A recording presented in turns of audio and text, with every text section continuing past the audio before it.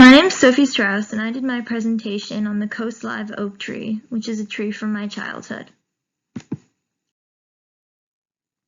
So, the scientific name for the Coast Live oak tree is known as Quercus agrophylla.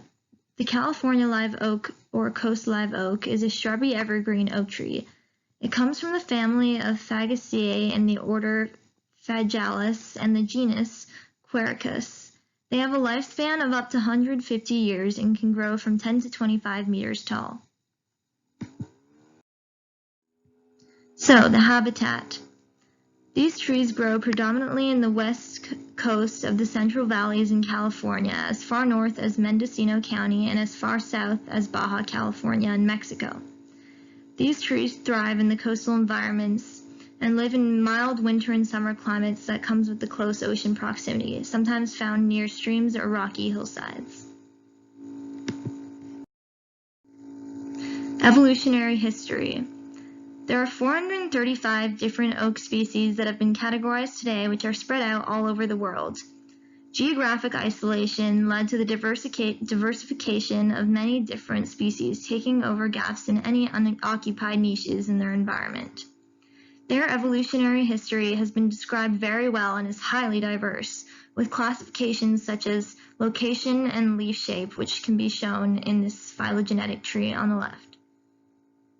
It is important to know their evolutionary history in order to see how they will survive in the future, especially with coming threats such as climate change.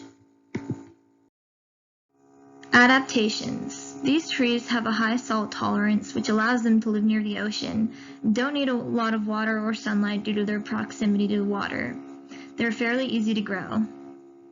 They also have mycorrhizal fungi that they're associated with in their roots, which allow them to conserve water. They also have deep roots, which allows them to resist drought. Their leaves are thick and have small stomata, which also reduces the rate of evaporation and water loss. The trees have thick, corky bark, which protects them from fires, and the pests which are killed in these fires. The leaves are fuzzy and spiky that protect them from herbivores, UV rays, and water loss. Reproduction. Oaks produce more acorns when they're not crowded together with other oaks, which allows them to be spread out and have area to grow and thrive. They flower during the spring and winter and are wind-pollinated. They also have scentless yellow flowers, and their acorns can take up to a year long to develop, so they're available for many different animals to use. Sudden oak death is a waterborne pathogen that is contagious between trees. It was thought by many to have been brought over by the invasive bay tree. It is caused by the recently discovered non-native invasive pathogen, Phytophthora, which has already killed tens of thousands of native coast live oak trees in California. In highly impacted sites, 59 to 70% loss of coast live oak tree may occur. There is no treatment for sudden oak death.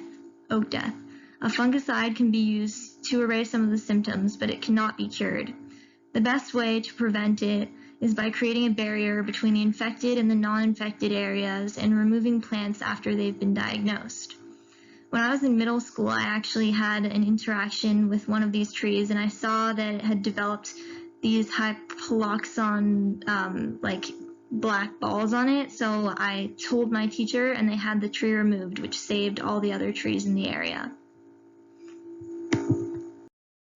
So there are also many other threats to the coast live oak, and this includes pests like the gold-spotted oak borer. These bugs not only destroy the whole tree and eventually kill it, but they also prevent the wood from being usable when it's cut. Many of the trees that are infected are already facing water, drought, or other damage, which is why climate change can also have an impact on their survival. Why are these trees important? Using their associations with fungi, they become islands for natural fertility that help many other plants nearby. They are also a keystone species and support habitat for not only other plants, but a great number of birds, mammals, reptiles, and invertebrates. Oaks are among the most important wildlife plants and many species of important butterflies that also use them as hosts. So what can we do? It is important to look for the signs of a healthy tree and pay attention to the environment around you so that you can tell people if you see something that's wrong or notice any changes in the environment. It's also important to make climate change a top priority to ensure that these trees are safe for years to come.